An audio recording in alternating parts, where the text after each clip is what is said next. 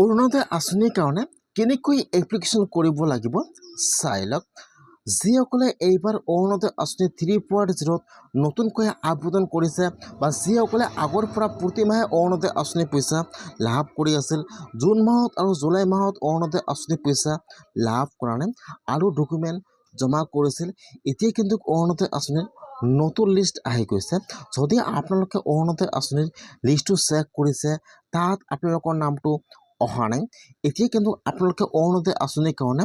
Application কৰিব লাগিব। এতিয়া আপোনালোকে অৰুণোদয় আঁচনিৰ কাৰণে নতুনকৈ কেনেকৈ এপ্লিকেশ্যন কৰিব লাগিব আৰু এপ্লিকেশ্যন কৰিবলৈ হ'লে আপোনালোকৰ কি কি ডকুমেণ্টৰ প্ৰয়োজন হ'ব আৰু আপোনালোকে এপ্লিকেশ্যন ফৰ্মটো ক'ত পাব, মই হৈছে এইটো ভিডিঅ'ত আপোনালোকক সম্পূৰ্ণ প্ৰচেছ ষ্টেপ বাই ষ্টেপ জনাই দি আছোঁ। আপোনালোকে যদি এতিয়াও অৰুণোদয় আঁচনি পোৱা নাই, কেনেকৈ আপোনালোকে অৰুণোদয় আঁচনিৰ কাৰণে এপ্লিকেশ্যন কৰিব চাই লওক। এইটো হৈছে কিন্তু অৰুণোদয় আঁচনিৰ এপ্লিকেশ্যন ফৰ্ম। যিসকলে এইবাৰ অৰুণোদয় আঁচনি 3.0 নতুনকৈ আবেদন কৰিছে অথবা যিসকলে আগৰ পৰা প্ৰতি মাহে অৰুণোদয় আঁচনি পইচা লাভ কৰি আছিল কিন্তু এইবাৰ অৰুণোদয় আঁচনি লিষ্টত নাম অহা নাই, এতিয়া কিন্তু সেইসকলকে এতিয়া এইটো নাম ফিল আপ কৰি জমা কৰিব লাগিব। এতিয়া আপোনালোকে ফৰ্মটো ক'ত পাব, কেনেকৈ ফিল আপ কৰিব আৰু ইয়াৰ লগত আপোনাৰ কি কি ডকুমেণ্ট জমা কৰিব চাই লওক।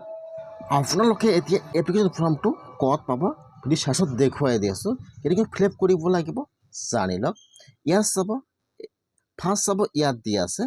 URN exciting university under Orunodoi scheme. যদি আপোনালোকে আগৰ পৰা প্ৰতি মাহে অৰুণোদয় আঁচনি পইচা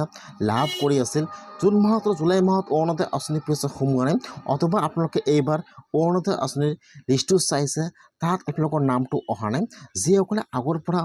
প্ৰতি মাহে অৰুণোদয় আঁচনি পইচা লাভ কৰি আছিল আৰু লিষ্টত নাম অহা নাই এইবাৰ, সেইসকলে কিন্তু ইয়াত ইয়েছৰ টিক মাৰ্ক দিব লাগিব। আৰু যদি আপোনালোকে এতিয়াও অৰুণোদয় আঁচনি লাভ কৰা নাই আৰু আপোনালোকে এইবাৰ অৰুণোদয় আঁচনিৰ কাৰণে নতুনকৈ আবেদন কৰিছে তথাপিও লিষ্টত নাম অহা নাই, তেনেহ'লে আপোনালোকে ইয়াত ন' টিক মাৰ্ক দিব লাগিব। ইয়াত আপোনাৰ এটা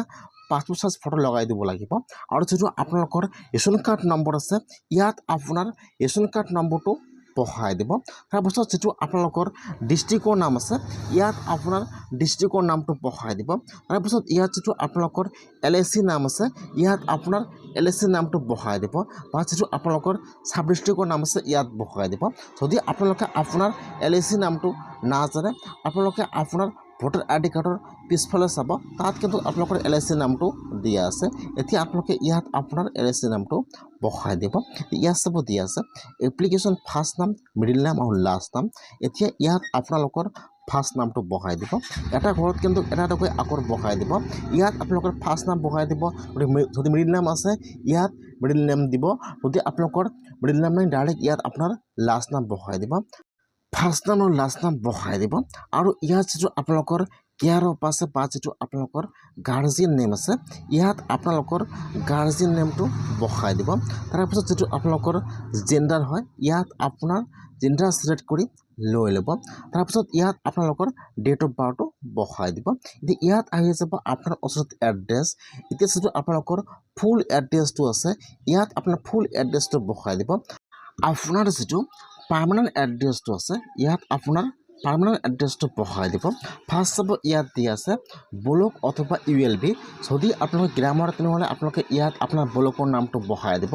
অথবা যদি আপোনালোকে টাউনৰ হয় তেনেহ'লে আপোনালোকে ইয়াত আপোনাৰ ULB নামটো বহাই দিব। তাৰপিছত ইয়াত আপোনালোকৰ GP অথবা আপোনালোকে ইয়াত ৱাৰ্ডৰ নামটো বহাই দিব লাগিব। যদি আপোনালোকে গ্ৰামৰ তেনেহ'লে আপোনালোকে ইয়াত আপোনাৰ পঞ্চায়ত নেমটো বহাই দিব। যদি আপোনালোকে টাউনৰ হয় তেনেহ'লে আপোনালোকে ইয়াত আপোনালোকৰ ৱাৰ্ড নম্বৰটো বহাই দিব। তাৰপিছত ইয়াত আপোনালোকৰ ভিলেজৰ নামটো বহাই দিব। তাৰপিছত যিটো আপোনালোকৰ ওচৰত লেণ্ডমাৰ্ক যদি আছে অথবা স্কুলত অথবা যদি আপোনালোকৰ ওচৰত কলেজ বা স্কুল বা মাদ্ৰাছা আছে, ইয়াত আপোনালোকৰ লোকেশ্যনৰ নামটো বহাই দিব। তাৰপিছত ইয়াত আপোনালোকৰ ৰেজিষ্টাৰ মোবাইল নম্বৰটো বহাই দিব। তাৰপিছত ইয়াত আপোনালোকৰ পোষ্ট অফিচৰ পিনক'ড নম্বৰটো বহাই দিব। তাৰপিছত যদি আপোনালোকে আপোনাৰ ঘৰ নম্বৰটো জানে বা আপোনালোকৰ যদি হাউচ নম্বৰ আছে, ইয়াত আপোনালোকৰ ঘৰ নম্বৰটো বহাই দিব।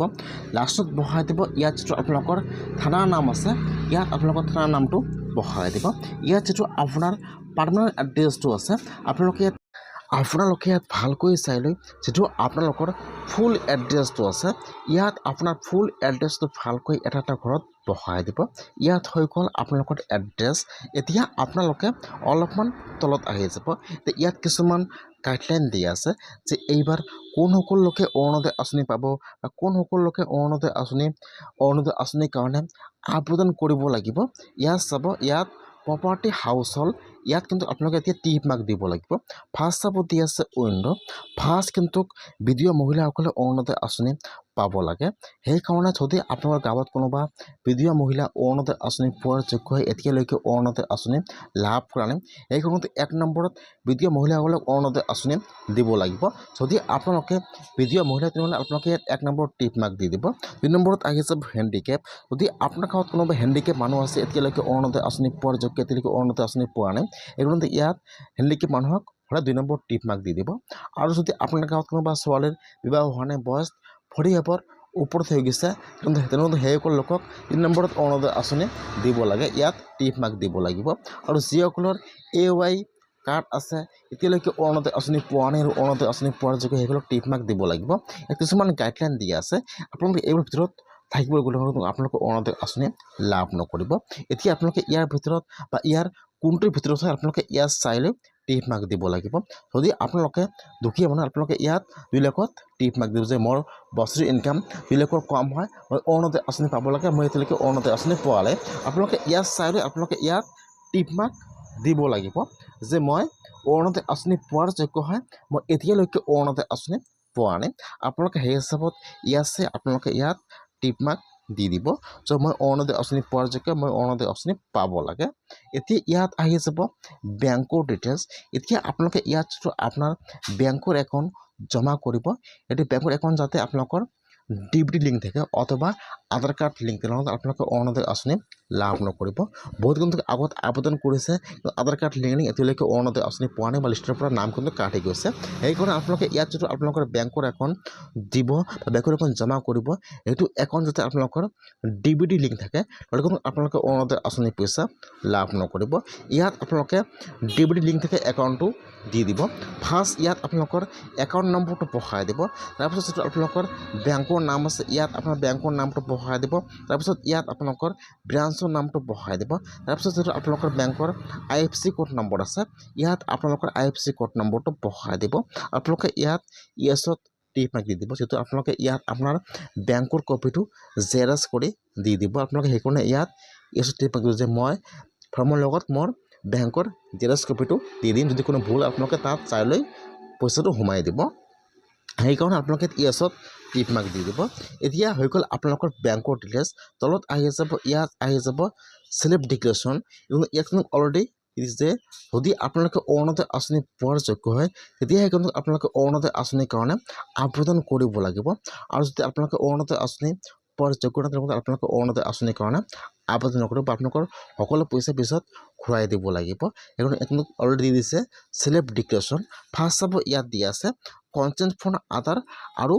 এপিক নম্বৰ ফাৰ্ষ্ট ইয়াত আপোনালোকৰ আধাৰ কাৰ্ড নম্বৰটো